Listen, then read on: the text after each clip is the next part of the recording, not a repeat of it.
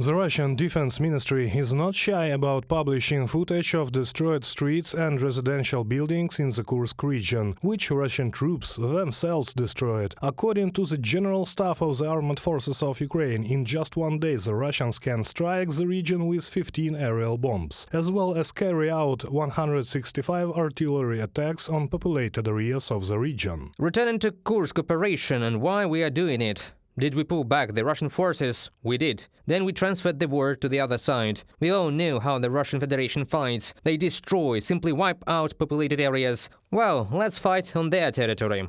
Andriy, UAV commander of the Code 9.2 Special Company as part of the 92nd Separate Assault Brigade named after Ivan Sirko, in an interview with BBC. Apparently, the Russian leadership considers the tactic of destroying its own territories justified. After all, in a video published by the Russian Ministry of Defense, the military boasts that they allegedly liberated the settlement of Pokrovsky.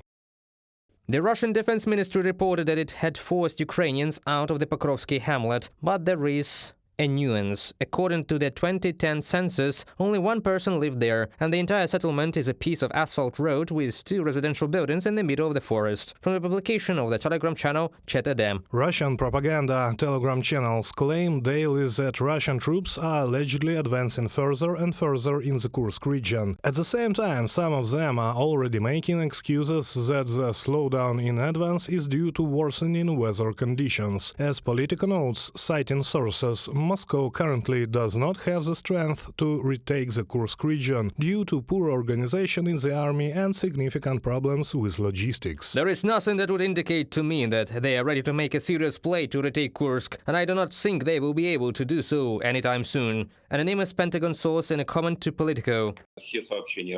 All the reports of official publics, we are talking about the Ministry of Defense of the Russian Federation and propaganda publics, about the successful counter-offensive of the armed forces of the Russian Federation in the Kursk region do not correspond to reality. Moreover, they are refuted directly from the scene by Russian military correspondents.